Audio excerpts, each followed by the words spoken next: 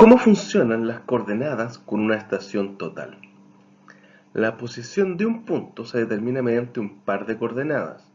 Nosotros ya hemos dibujado líneas en AutoCAD y vemos que las coordenadas pueden ser rectangulares, cartesianas o polares. Las coordenadas polares son las que usa la estación total y se determinan mediante una línea y un ángulo, mientras que las coordenadas cartesianas requieren de dos líneas en un sistema ortogonal. La estación total mide coordenadas polares, las cuales pueden convertirse a coordenadas cartesianas.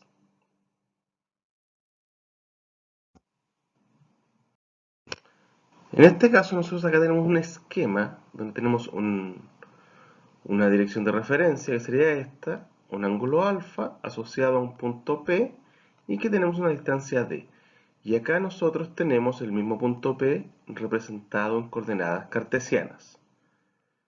¿Cómo se hace esto? Esto es trigonometría básica y lo hace automáticamente la estación total y nuestros cambios y nosotros básicamente obtenemos los puntos, que es lo que vamos a ver en nuestra próxima clase, que sería la primera clase de Civil 3D.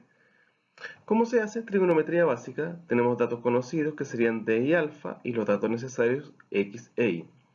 Y tenemos que Y sería D por el seno de alfa y X sería D por el coseno de alfa.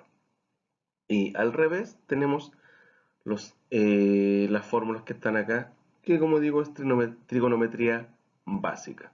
Aquí aplicamos Pitágoras para poder obtener nuestra distancia D y aplicamos trigonometría para obtener nuestro ángulo alfa.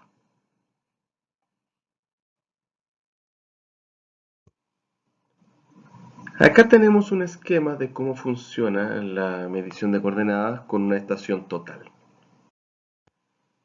Se parece bastante a lo que ya vimos de cómo obtener las coordenadas de un punto en el globo terráqueo, y aquí tenemos un cenit, una línea vertical, tenemos un punto P1, un punto P2, ángulos Z1 y Z2 y un ángulo en el plano que es alfa. Así que veamos cómo funciona esta situación para medir con una estación total. Un ángulo representa la diferencia entre dos direcciones.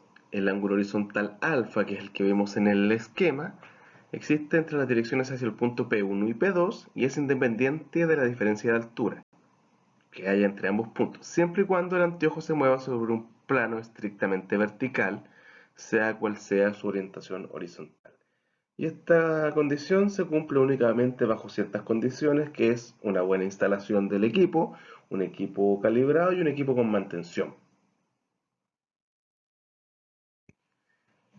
El ángulo vertical, también denominado ángulo cenital, es la diferencia que existe entre una dirección preestablecida hacia el cenit y la dirección del punto en cuestión. Por lo tanto, el ángulo vertical es correcto únicamente si la lectura en cero del círculo vertical coincide con la dirección del cenit, lo cual también se cumple bajo condiciones ideales. Básicamente tenemos que tener calibrada y bien instalada nuestra estación total.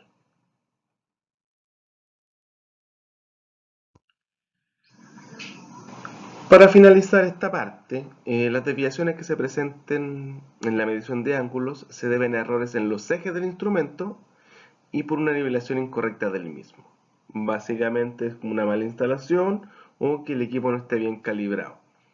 Entonces vamos a tener un Z1 y un Z2, que son los ángulos cenitales hacia P1 y hacia P2 respectivamente, y alfa sería nuestro ángulo horizontal entre las dos direcciones de los puntos P1 y P2. Es decir, es el ángulo que existe entre los dos planos verticales que se forman al prolongar las perpendiculares de P1 y P2. Eso es lo que nos va a entregar a nosotros una estación total.